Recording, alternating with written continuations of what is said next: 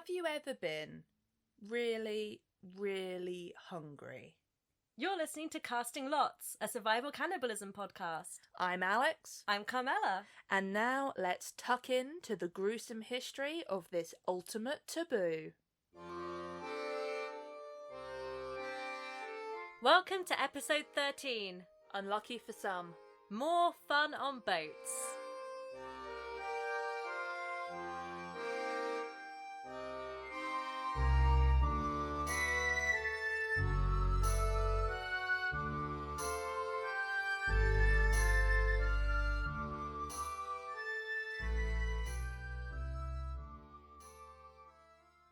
Alix, I think it's time to have some fun on boats. I think there's nothing more fun than an end of season cannibalism Buffet. Like tapas. Oh, a cannibalism tapas. Just pick and choose the little bite-sized pieces of survival cannibalism tales across time. Very nice.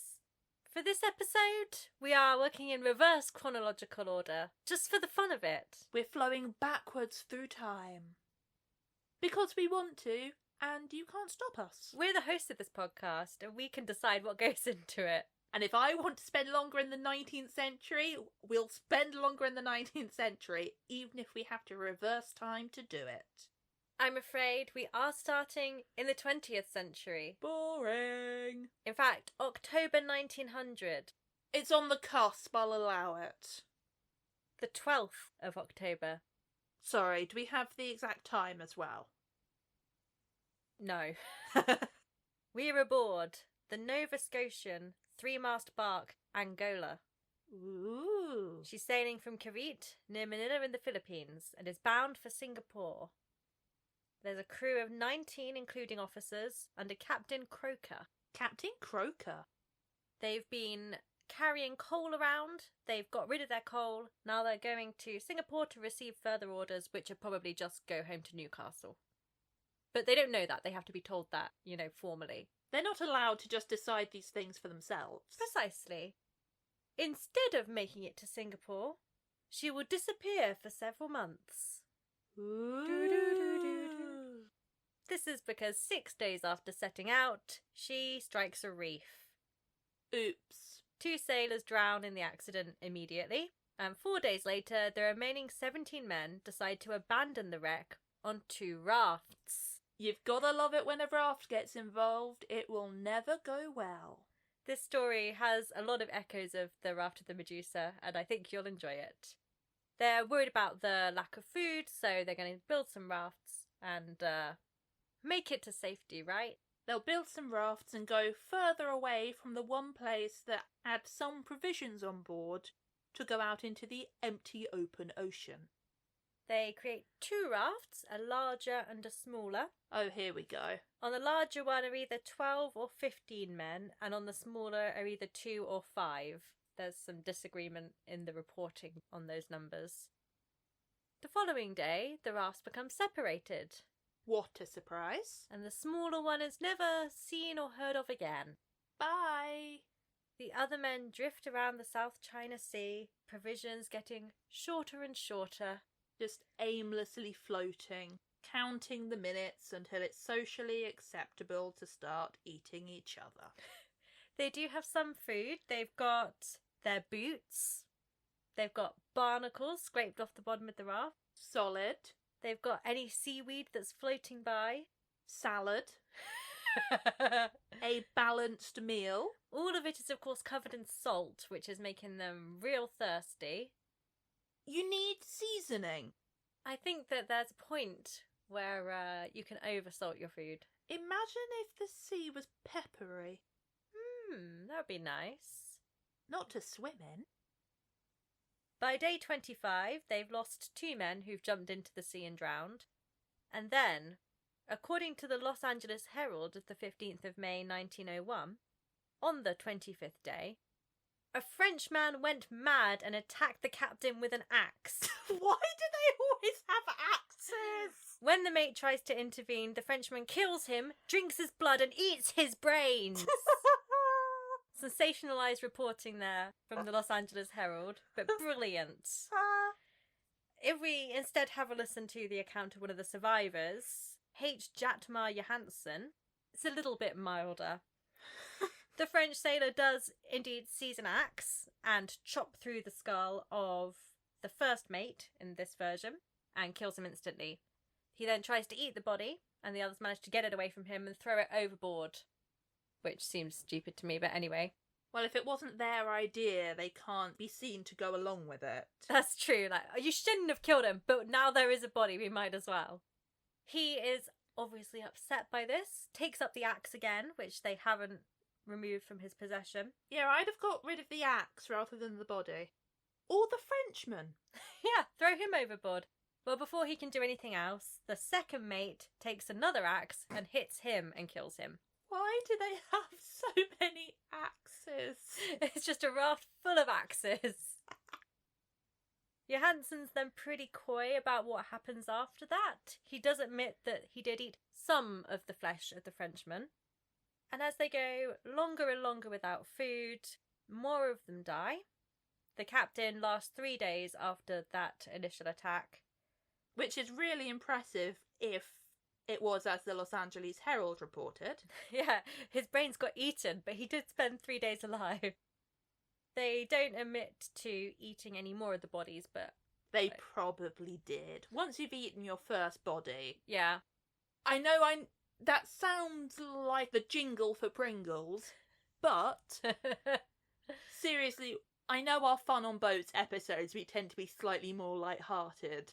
However, once you've crossed that moral threshold of, can I eat another human being, and found that answer to be yes, you're probably going to keep going. Yeah, the taboo's already been broken. And you've done it as an entity. So yes, I think they probably ate more people.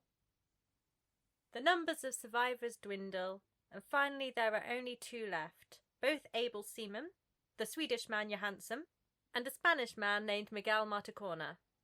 Their raft reaches Subi, a small island between Borneo and the Philippines. They are in a terrible state, understandably. They're covered in sores, they're starving, they're unable to stand up properly. Gums are probably receding, sunburnt, oof. All the classics.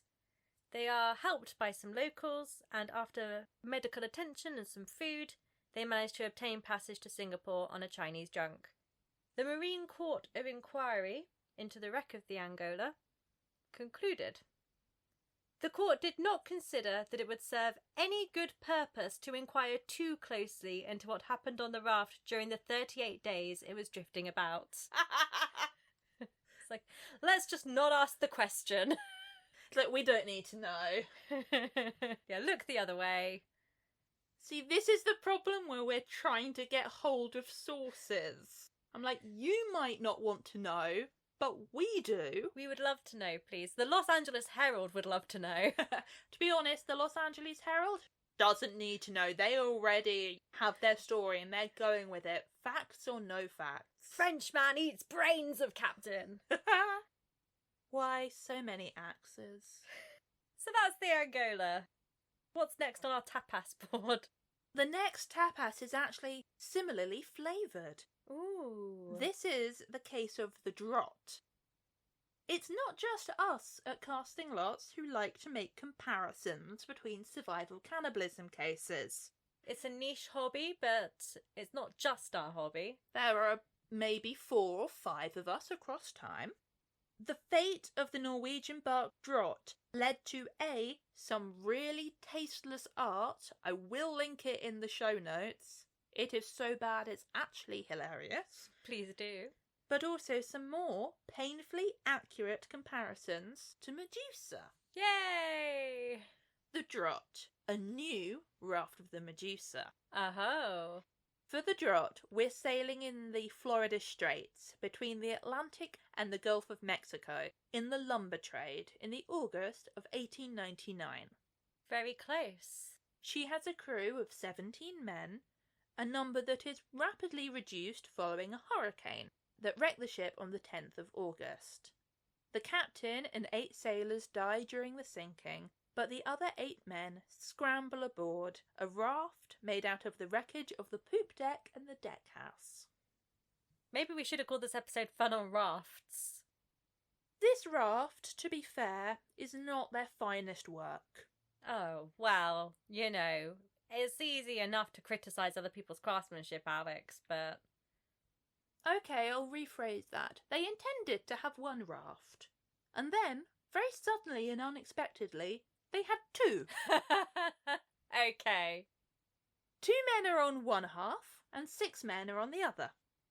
11 days after the sinking, the German steamship the Catania rescued Oscar Nicholson. Nicholson and the first mate had been without food and water for 5 days before rescue, and allegedly the first mate had intentionally gone overboard. Yeah. I'll never let go, Jack. But we're not looking at this half of the raft. We're heading back out to sea because the real story is out there. All of the supplies that had been on the raft are on the smaller half. Back to the other side of the raft. They do have a fishing line. Good. And for once they make an attempt. It sounds like I'm slagging them off. I'm not. Just survivors in general. God, I hate survivors. Try and fish. At first, this attempt is successful. Quote, the fishing line thrown out from the raft brought back good returns, and the raw fish wiggling in life were devoured viciously by the starving demons. It's very Gollum in Lord of the Rings, eating the raw fish. That's what I'm picturing. I think that's quite fair. However, the good times were not to last, and soon, as reported in the Northern Territory Times and Gazette, quote, the owner of the fishing line lost his mind and jumped into the ocean. Oh. Crying out that he was saved. By what? I'm not sure. Unfortunately for everyone else, he did that still holding the fishing line. No more fish. No more fish. There's now no means of fishing or gathering fresh water, so the inevitable, the men are starting to die. But I will say they were at least proactive from the start. They get into the cannibalism good and early. Exactly. As soon as the first man grew cold, quote, with life ebbing slowly but surely away, the knife was plunged into his heart, and the blood trickled out to be drunk by the half-famished, thirsty mortals to his side. Well done, guys.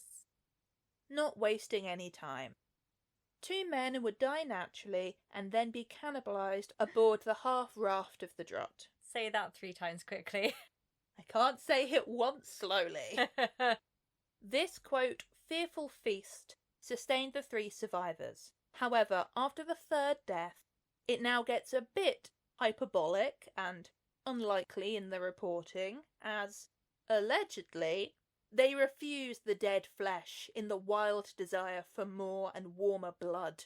They cast lots for a victim. Could it be literally blood, as in they're thirsty and need the non-congealed blood? That seems more likely than that they're just like, I want it to be warm now. Or perhaps they just ate all of the bodies first. Exactly. It's like, yes, they probably did need liquid, but I doubt that they'd have gone, meat. No, I don't want that. Whether or not that actually happens, we don't know. But come on, it's a bit much. I think we know. But it does appear that lots were cast. Name drop! Or at least that's the official narrative. Of the 3 left on the raft, there were 2 young Scandinavians, Moritz Anson, 23, and Gudmund Thomason, 17. And there was also 35-year-old Max Hoffmann, who was Austrian. The outsider just happened to be the one to pull the short straw. No! Surely not. Exo-cannibalism? Hoffmann goes to his death willingly. Allegedly. Baring his chest before being stabbed in the heart, and then having his heart cut out. Quote, his blood was drank, yes, it says drank, as it gushed from the wound. They also cut strips of flesh from his body and devoured them. Now, some sources say that Hoffman was stunned first before being stabbed in the heart. Others, well, don't. So who can say? Not Hoffman.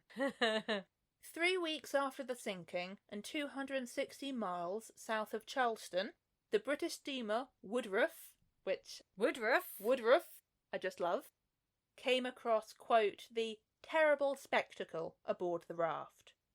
Sources differ as to exactly which man was in better shape aboard the raft, but allegedly one was, quote, throwing bits of human flesh to the sharks, while the other had wounds on his face and chest, having been bitten by his companion while still alive. Do we not think that maybe the sharks thing was a method of fishing rather than just wasteful? The implication from how this is reported is this is a raft of madness and the flesh is being used to taunt the sharks, and one has gone so crazy with his bloodlust for human flesh that he's tried to consume his companion while still alive. And there are still flesh-stripped bodies aboard the raft. With the bite marks on the other guy actually shark teeth. Would make a lot more sense. Right, like what would make sense to me is they've been holding out pieces of flesh to try and catch the sharks and one of them's got bitten, right? That seems like the logical assumption there, but perhaps not. I wasn't there. Maybe they were very obviously human teeth marks. When the two men were rescued by the Woodruff, the sharks were making great lunges to reach the feast left behind. Allegedly, lots were set to be drawn again that very day, had the Woodruff not just in time rescued them. I really feel like, as much as I love casting lots, obviously, I feel like when you're down to two of you, it's not really necessary, is it? It's just who gets there first. Who's got the axe? Yeah. Despite the fact that the spectacle of the raft had been, ironically, too horrible for words, and that the two men, to quote the Department of Justice, were clearly guilty of cannibalism and should be ordered to be sent home. Right, you've done a cannibalism, you better go home. They weren't prosecuted, it being decided that these unfortunate sailors have suffered enough, which... yeah. Fair. So that's the draught, and we're going to pause very quickly because I have to show Carmella the painting of the draught. We'll be back before you know it. We're back. Did you go and look at the draught? Carmella, what did you think of that beautiful painting of the new raft of the Medusa?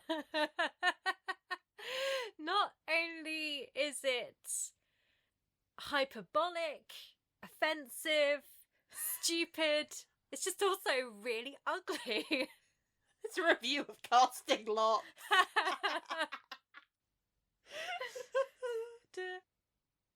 So, there we go. 2 down. Where are we going to next? What fun will we continue to have on boats in the 19th century? 1884. Nice. Solid date. Off the Delaware Cape. Ooh. It's a freezing, blustery day in November. I wish it was a freezing, blustery day. We're recording in the unexpected 5th heat wave of the British summer. Now, when I say day, I actually mean pre-dawn. About 4:45 a.m. Precisely. About. Ish. The small pilot boat, the Turley, puts out a skiff to take a pilot to board the steamship Philadelphia. The skiff's about 18 feet long and 5 or 6 feet wide. Now, pilot ships generally don't have very far to go. The idea is that they're taking someone from one place to another. Yes, that is the idea. I'm wondering where the cannibalism is going to come in. Now, do you remember in their defence, it's dark and that it's very windy and rainy. Visibility's not great. Bit of fog, maybe. Exactly. They do get to the Philadelphia, and one pilot and a cook are left aboard. So the other men start rowing back to the Turley, And these men on the skiff are Alfred Swanson, who's the Swedish man, Andreas Hansen, who's a Danish boy, 16 years old, and another pilot, Marshall Bertrand, who's 25 years old. A young crew. Just some lads. Now the wind blows up even more. Proves too much for them to row against. They can see the Turley flashing a light in the distance to draw them home. Like a moth. But unlike a moth, they can't get to it. That's Maybe. just like a moth. I hate moths. I don't let them in. Just like a moth, they can't get to it. And just bashing against the glass uselessly. They also can't get to any other nearby safety that they know of. They do make an attempt when they realise they can't get to the Turley to get back to some of the other ships in the area, but they're blown further out to sea. Like a seed being dashed against the rocks. So small, tiny little A pilot moth, boat. a seed. A metaphor. When dawn finally breaks, they can still see the Turley looking for them, but the waves are too big for their skiff to be visible. Aww. Other pilot boats are called in to join the search, but none of them can spot the skiff. The men on board are starting to feel hungry and exhausted after a night of rowing. They haven't eaten since the night before, and there's no food or water aboard with them. Drinkable water. But yes, drinkable water. There's probably a lot of water. The fact that the skiff of a pilot boat and the ship they are delivering to, that's such a tiny distance. Like, why would you go and fuck with the sea? Look what the sea can do to you. Sea's dangerous. Don't go there, lads. Respect the sea, and she will not respect you and might kill you anyway. Just as a side note, the timeline on this one is a real muddle because none of the surviving guys can quite remember like which day things happened on, so I will go through what I think the timeline appears to be, but it's not exact. I mean, we can't talk. We're going through this episode backwards. Very true. Maybe they, too, just felt like it. The same morning, the rowlocks break, and they have to smash up their steering paddle to replace them. That seems like solving one problem by creating another one. They can move, but they can't direct themselves. I'd have gone with being able to direct yourself because of things like wind and current. They make another makeshift steering paddle, but it doesn't last very long. Because they made it out of seaweed? There's nothing on this! Yeah, I'm not sure what they made it out of. Their own shirts. In the night, Swanson, who's been drinking seawater, by the way, classic, is found sharpening his knife on an oar. He allegedly tells Bertrand that he intends to kill him and drink his blood. Mwahaha! Bertrand sensibly takes the knives away from both Swanson and Hansen just to be on the safe side. The problem is we've gone through enough of these stories that is genuinely an impressive act of common sense. I'm going to kill you. Okay, give me your weapons. The following evening, maybe, they're drifting 35 miles off Cape Henlopen in Delaware. Nice name. They've gone 36 hours now with no food or water. And they make out a square-rigged vessel sailing in their direction. It's the Flying Dutchman. One of the survivors explains, "She hove right down on us and we hailed her. The captain and crew were on deck and looking at us. They call out for a line or for some food. The captain waves at them and sails right past." Oh! See, I was going to say left on red, but... Guys! That's left on thumbs up emoji. That's rough. Later that night, they spot another ship, but it gets dark before they can get close enough to hail her down. Well, it worked so well last time, didn't it? By this point, Swanson is raving of his mother and sisters in Sweden and still drinking seawater. Methinks he is not long for this world. And his knife's been taken away. In the early hours of the morning, Swanson, who is lying in the bottom of the boat and freezing to death, dies. Fair. That was where I was expecting that to go. That was the end of the sentence as you expected it to be. When Hansen wakes, he cuts Swanson's body open to drink the blood, but there's very little to drink, presumably because he's left it until post-mortem, which we all know is not the optimum time for drinking blood. Get in there early, or you'll have to chew it. Oh. After chewing some blood, he cuts 3 pounds of flesh from Swanson's thigh to eat. He offers some to Bertrand, whose stomach revolted against it and refused to eat it. Oh, you're not better than him. According to Bertrand. Interestingly, Hansen claims that Bertrand did eat some of the flesh.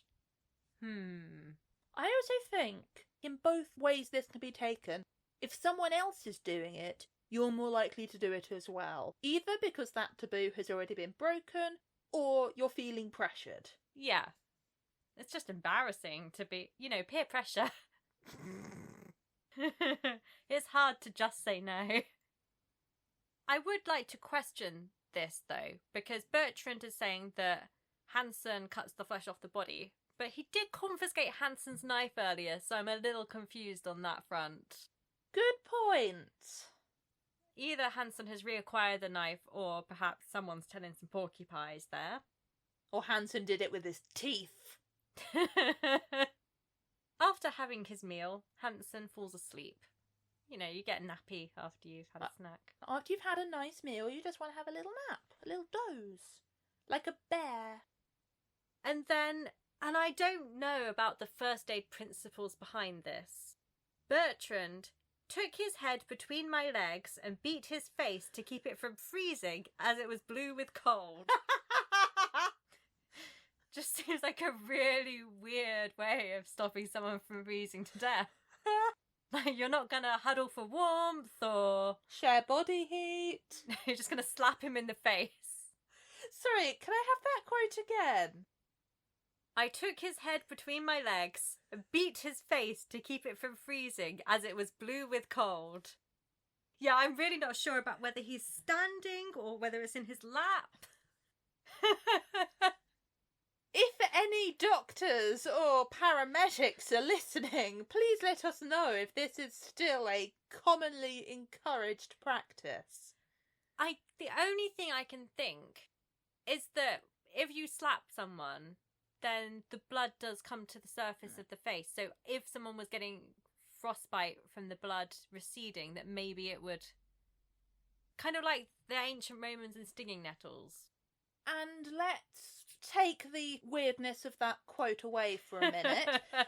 Let's imagine, okay, so the skiff probably has some form of seating. So basic benches, I presume. Presumably. If one person is lying on that, someone else could sit behind them, straddle their thighs either side of their head to keep them warm, while you then punch him in the face. Yes. It's becoming sort of Kama Sutra. Oh, now this is an X-rated Bills and Boone then. In any case, it works because Hansen does survive through the night, so... It rains in the night and the men are able to collect rainwater to drink the following day. It dawns clearer, and they make out a 3-masted schooner in the distance, which they do manage to hail. Stick their thumbs out like a cab. When the schooner gets nearer, Bertrand quickly throws Swanson's body overboard. He says, I didn't want the captain to see it. The boat was all bloody. I'd kept Swanson's body up to that time because I meant to eat it in the night if it was necessary. And then Hansen agrees, the body was so badly cut up that we didn't want anyone to see it. It's just like, this is so embarrassing. Throw him overboard real quick. And the fact that there's blood everywhere, they won't know what happened. They're also in sight of, so you're sailing towards this boat who waved you down and you see them chucking someone overboard real quick. And also, I never ate the body, but I did keep the body to eat it later. Just in case. Despite this little bit of oddity, the schooner does rescue them and gives them food and water and takes them back to safety. Did Bertrand eat the body? Well, the New York Times of 29th of November 1884 suggests Bertrand's honest face and sincere manner precludes the idea of any serious wrongdoing on his part. So he just looks too polite to eat a body. But in the arguments of casting lots, eating a body is not a wrongdoing, so therefore he has the face of a man who has eaten a body. Or rather, who would eat a body. Rather, we're not necessarily saying that everyone trustworthy is a cannibal. I would say the fact that they're both, like, coated in blood would probably give it away more. Although their cannibalism is widely reported, there are no legal repercussions, which is fair. Bertrand eventually returns to work as a pilot, a job that he holds for 40 years. It's nice to have some job security. It is, although you would potentially question the man that couldn't get from the ship to the pilot boat and then ate a man. No, he didn't do that. He was too polite. Surely being polite would say, no, you first. It's like there's just one leg left, and it's like, no, I couldn't possibly. You both leave it there for a few days, like, no, I can't. No, you have it. And now we're going to turn slightly. Turly away to a ghost story. Ooh. This is the Earl Moria, which I will call the Earl Moira at some point. I'm just going to say that now so I don't have to edit out all the times I accidentally say Earl Moira. In 1838, a horrific sight floats in North Atlantic waters. We've discussed timber ships before and how they're so buoyant and secure that often, if demasted, they're condemned to float listlessly until someone comes across them. Indeed. Meaning that following disaster, rescue is a matter not of when, but if. And ships in the timber trade often sail in waters not frequented by other vessels. So if something happens to you, you're on your own. In the sea, no one can hear you scream. Especially not underwater, because it's just bubbles. In 1838, the Earl Moria is in such dire straits. She has become waterlogged. So waterlogged, in fact, that while she's still afloat, only her masts are emerging from the water. Oh wow, that is pretty waterlogged. A bit damp. The desperate survivors had, quote, taken up refuge in the main top. Well, they don't have many options. Fair. Earl Moria was a timber ship from Whitby and was sailing the North Atlantic route between Miramichi and Penzance. However, more detail on how she became waterlogged and the ultimate fate that befell her is unknown. Oh. Because while ships sailed close enough to almost touch, none were able to rescue her or her unfortunate crew. Able or willing? The closest came in the November of 1838, where the Sarah sailed close by to the Hulk. Due to the devastating weather conditions, Sarah was not able to rescue any of the 8 survivors. Although her presence inspired 2, most likely one of them was the captain, to try and swim out to reach her. They both drowned in the attempt. I'm not surprised. But it was not just survivors hanging in the rigging of the waterlogged ship. Oh! I see where this is going. There were 8 persons alive in the main top, but the most horrible sight was one swinging and hung by the neck, evidently as food for the rest. He had black whiskers, and his intestines had been taken out, and a piece of the shoulder was cut off. Ooh, that's grisly. The 6 survivors of the Earl Moria could only have watched as the Sarah inevitably sailed away. But a month later, another ship, the bark Ranger, would come across a ghost ship, still kept afloat, and still with the bodies of the dead strung up in the rigging. Oof. As published in the Nautical Magazine in 1839, I am sorry to have to report a most melancholy spectacle I witnessed aboard the Earl Moria of Whitby. Timber laden, we fell in with this vessel. Although there was a considerable sea at the time, we managed to get a boat alongside her, and on going on board of her, found 4 men quite dead in a sail, which they had hung up under the maintop to shelter themselves from the weather. Beside these, there was part of another cut up in pieces and hung up just like meat in a butcher's stall.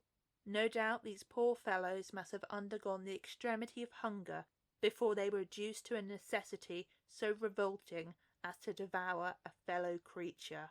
And so for months the ghostly ship of Earl Moria floated with her dead crew still hanging from the rigging. Oh, that's quite Pirates of the Caribbean-y, actually. It's quite a That's a good grisly sea story. It's a grisly sea story. I think that's the one there. So yes, we don't know exactly what befell her. We don't know anything about if lots were cast, because there are no survivors. Thank you. Hated that. Want to hear more about something you'll hate? Go on, hit me. Let's have something truly dismal and depressing. The Aragante. Oh. This one's quite dark, everyone. Apologies. Darker than my ghost story. Yeah. Listeners, you were warned. 23rd of November 1837. The break of day. British cruiser HMS Snake under Captain Alexander Milne is sailing just off the Cape of San Antonio in Cuba. HMS Snake. Yes, like the animal. Love it. They spot a suspicious brig. Ooh. Not sure what's suspicious about the brig, but they decide to go and investigate.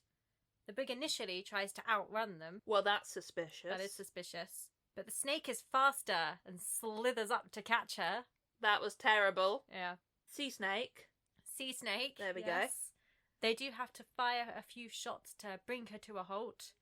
And once on board, as they suspected, the Brits discover the brig was a Portuguese slave trader, the Aragante, who'd been travelling from Guinea to Cuba.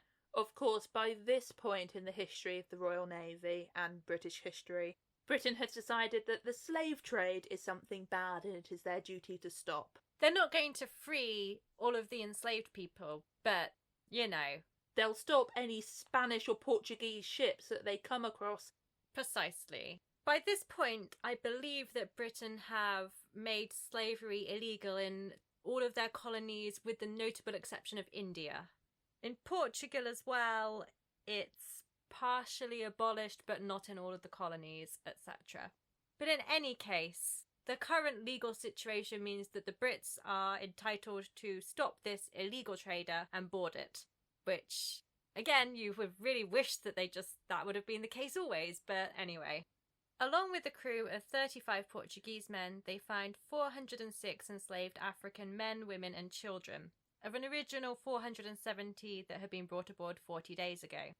These people were, quote, actual skeletons with death in their countenances, and Milne observed dead children lying about the deck, with others crying out for food and water. I'm seeing what you were saying with this one being even more dark and depressing than normal. Yeah, because it's not just a victims of circumstance kind of thing, it's a victims of slave traders. It's not got the fun hubris element. Yeah. Milne instructs one of his lieutenants to take control of the Aragante and take her back to Jamaica, where the African captives will be returned to land. Presumably freed. It didn't actually specify in the sources, but slavery is illegal in Jamaica at this point, so one hopes. But I do not know. 74 more die in the time it takes to get back because of the poor conditions they've been living in before. They just can't recover. In Jamaica, various of the survivors start to come forwards with reports of the brutalities committed against them by the Portuguese sailors, along with the usual deprivation, violence and sexual violence. multiple witnesses, all of them adolescents or children, tell another tale which is a bit more unique. A few days before the British cruiser had found them, a mixed-race adult man named Mina was seized by the Portuguese sailors. They forced him to drink alcohol and then took him behind a sail that they'd put across the deck to stop everyone else from seeing what was happening. Mina's half-sister then heard him cry out to her, "Sadie, they are killing me," which multiple witnesses also heard. The Portuguese men cut Mina's throat with a long knife, possibly threw their hands, feet and head overboard.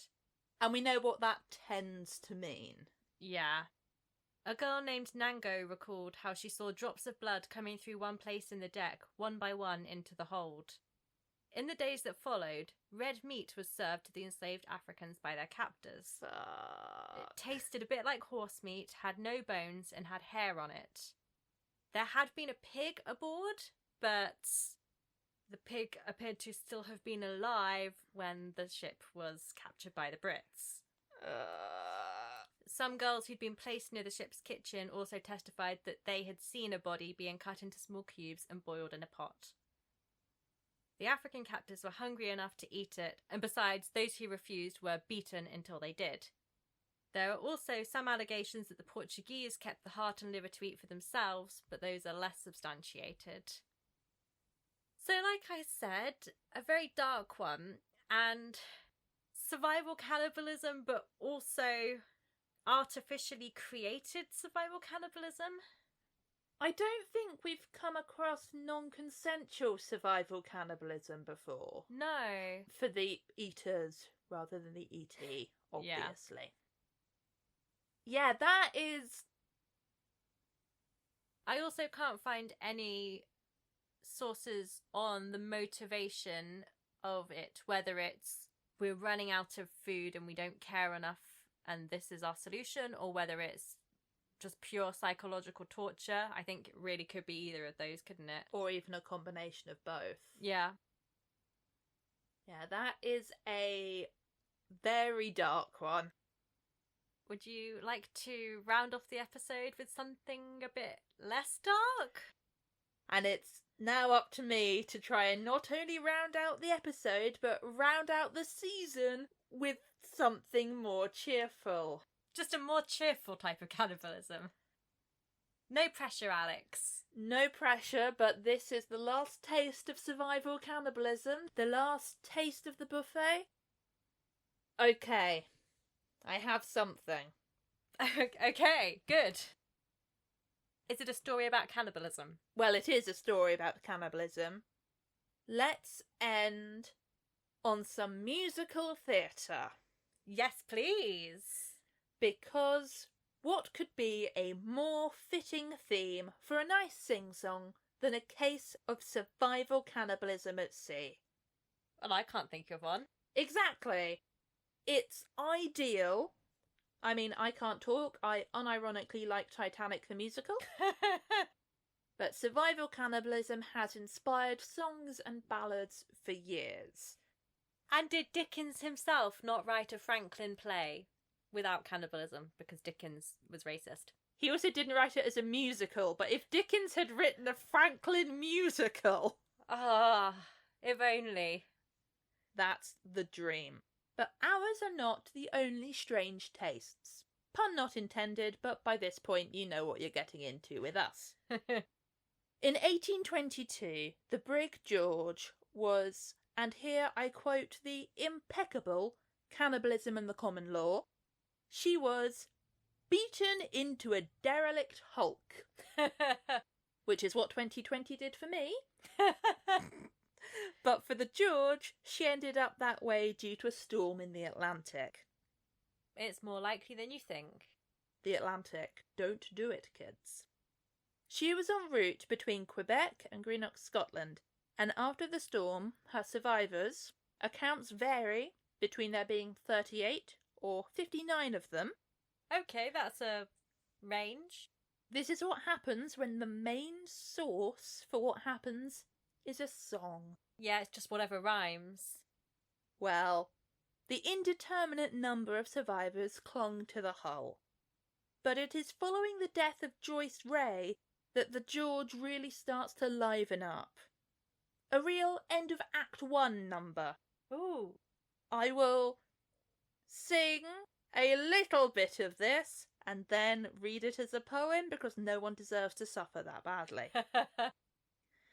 At last we drank the female's blood to quench our raging thirst. Her wretched husband was compelled to precious blood to taste, and for the whole ship's company the same did not long last. Her body they then did dissect, most dreadful for to view. Wow, that's no attempt to rhyme anything. And served it out in pieces amongst the whole ship's crew. 11 days more we did survive upon this horrid food, with nothing to supply our wants save flesh and human blood. I would like to point out that in all of these songs and ballads and poems, food and blood do not rhyme. The death of Joyce Ray, which according to the ballad appears to have been natural, was then followed by the death and consumption of 5 more sailors. Full 21 days longer our perils did survive, eating our dead companions, we kept ourselves alive. Very true. That's quite a good one. Now, it's not without some dark humour and twisted irony that on November the 14th of 1822, Captain Hudson of the Sultan kindly lent a hand, but quickly we were wrecked again off the coast of Cumberland. So the survivors of the George were picked up and rescued by the Sultan, and then immediately wrecked again afterwards. And of this second shipwreck on the 17th of December, only 2 men, the captain and a single sailor, survived. Oh dear. So I'm not going to call it a successful voyage. I'm not even going to call it a very successful survival cannibalism case, but it does make for a fun musical number. That was magnificently performed, Alex, and thank you. I think that's the perfect tone on which to end this season.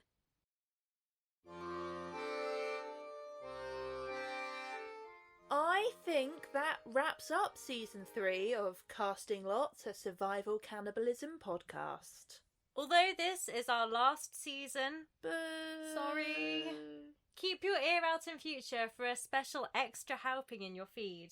And of course, you'll never be able to forget us. Not only can you re-listen to these episodes endlessly, but you're soon going to be the proud owner of our new Casting Lots merch. Check for a link in the show notes, on our social media, when we approach you in the street and try and sell you badges.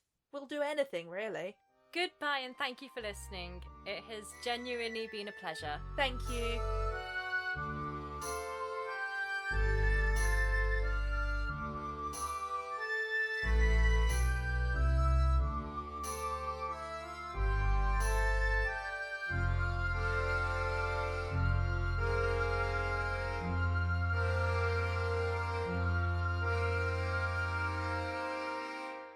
Casting Lots Podcast can be found on Twitter, Instagram and Tumblr as @CastingLotsPod and on Facebook as Casting Lots Podcast. If you enjoyed this episode and want to hear more, don't forget to subscribe to us on iTunes, Google Podcasts, or wherever you get your podcasts. And please rate, review and share to bring more people to the table. Casting Lots, a survival cannibalism podcast, is researched, written and recorded by Alix and Carmella, with post-production and editing also by Carmella and Alix. Art and logo design by Riley, @TallestFriend on Twitter and Instagram, with audio and music by Daniel Wackett. Daniel Wackett on SoundCloud and @DSWack on Twitter. Casting Lots is part of the Morbid Audio Podcast Network. Search #MorbidAudio on Twitter, and the network's music is provided by Michaela Moody, Michaela Moody 1 on Bandcamp. Morbid Audio Podcast Network.